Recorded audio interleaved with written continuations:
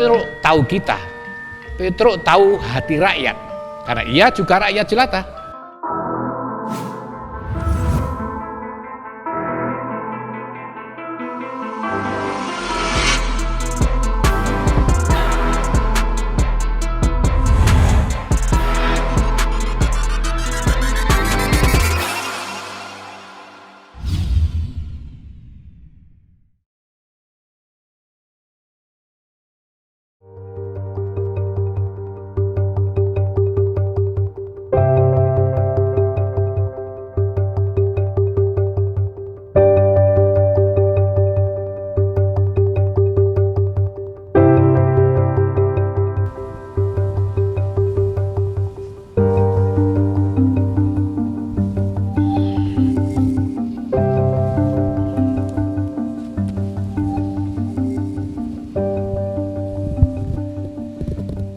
Salam jumpa. Petruk dan Pinocchio. Ada yang bertanya, mengapa ketika Presiden Jokowi ke Padepokan Bagong Sudiarjo memantau vaksinasi COVID-19 terhadap para seniman disambut oleh para penari berdandan Petruk?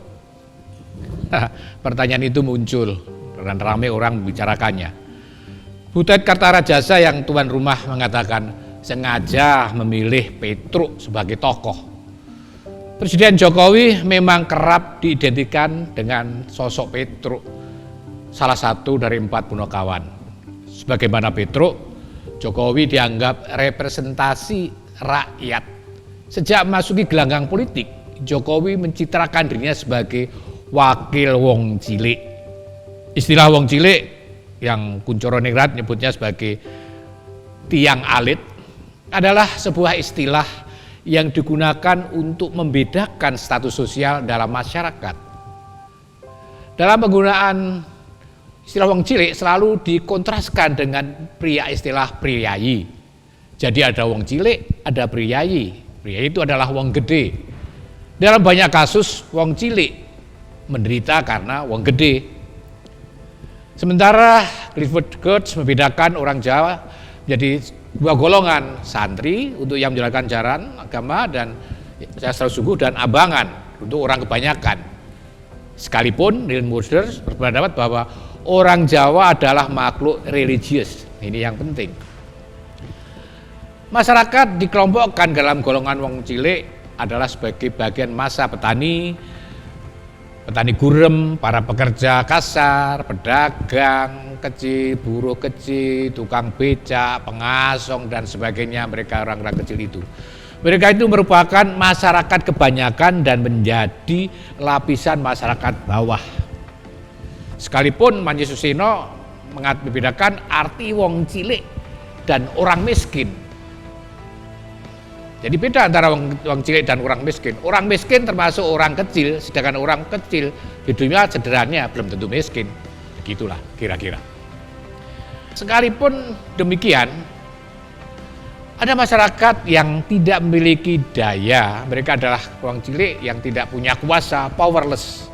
Karena itu mereka adalah kaum yang sering dieksploitasi, dimanfaatkan menjadi objek kepentingan, terutama pada saat pemilu dan pilkada. Itulah nasib orang cilik. Dalam banyak hal, mereka diabaikan, dikalahkan. Misalnya selama ini banyak yang menganggap bahwa hukum di Indonesia tajam ke bawah dan tumpul ke atas. Kalau sama rakyat biasa dan miskin, hukum ditegakkan seadil-adilnya. Tidak demikian terhadap para pejabat tinggi yang korup. Belakang ini ramai dibicarakan soal adil tidaknya hukuman yang dijatuhkan terhadap para pejabat yang korup, yang terlibat korupsi. Rakyat kecil, merekalah Petruk, kata Sindunata, rohaniawan dan budayawan, pemimpin majalah Basis. Wong cilik adalah Petruk. Dalam pagelaran wayang purwa, wayang kulit, Petruk itu mewakili suara dalang. Ini berarti berbeda dengan Gareng, Semar, atau bahkan Bagong. Dalang itu mewakili suara rakyat, maka itu suara Petruk juga suara rakyat. Berbeda dengan Semar yang suara dewa. Petruk itu manusia biasa, dekat dengan kita, berasal dari lingkungan kita juga. Karena berasal dari lingkungan kita, Petruk tahu kita. Petruk tahu hati rakyat, karena ia juga rakyat jelata.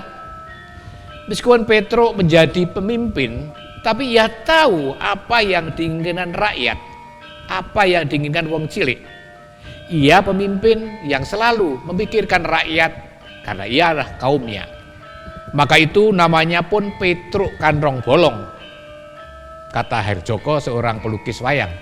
Kantong bolong artinya rezeki tidak dikantongi sendiri, bahkan tidak korup, apalagi korup. Untuk kepentingan diri sendiri tidak, bukan untuk kepentingan keluarganya juga tidak, kepentingan kelompok juga tidak, tapi untuk kepentingan orang lain, mengalir ke rakyat. Ia Petruk hanya menjadi sarana mengalirnya rahmat Allah yang dilambangkan dengan kantong bolong itu, masuk langsung keluar. Seorang Petruk sesuai dengan namanya, Petruk Kantong Bolong, sekalipun rakyat jelata, apalagi kalau berkuasa, akan selalu membela dan memperjuangkan kaumnya, yakni kaum miskin. Ia memperjuangkan keadilan, tidak membiarkan hukum tajam ke bawah dan tumpul ke atas. Karena bagi Petruk, ada istilah yang tepat dipegang oleh Petruk, ubi ergo justisia vera non est, nec ius potres esse. Di mana tidak ada keadilan sejati, hukum pun tidak tepat guna. Karena itu, keadilan sejati harus ditegakkan sekalipun langit runtuh. Kisah Petruk jadi ratu misalnya sebenarnya merupakan sindiran, kisah satire terhadap keadaan yang tidak semestinya.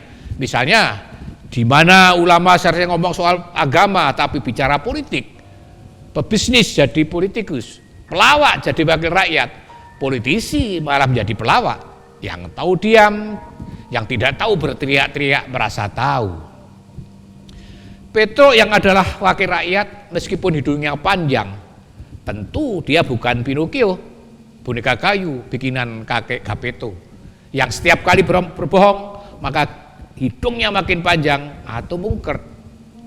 Sebagai rakyat biasa, wong cilik, Petruk akan selalu bicara apa adanya, terus terang, karena dunia wong cilik adalah dunia yang terang benderang, bukan dunia kegelapan. Mereka tahu seorang pembohong tidak akan dipercaya, bahkan ketika berbicara tentang kebenaran. Kata orang pandai, sebuah kebohongan tidak akan cocok dengan apapun kecuali dengan kebohongan itu. Pikiran wong cilik tidak rumit karena tidak memikirkan bagaimana caranya berbohong. Wong cilik hanya punya pikiran sederhana, bagaimana dapat melanjutkan hidup ini dengan tenang dan kecukupan. Untuk bisa hidup, mereka bekerja keras. Itu mereka lakukan meskipun mereka sama sekali tidak memahami filosofi orang cerdik pandai, homo faber. Manusia adalah makhluk yang bekerja, tetapi mereka tetap bekerja. Demi apa? Demi hidup. Mereka bisa terbiasa menghadapi kekurangan, namun selalu punya mekanisme atau jalan keluar. Itulah kearifan lokal.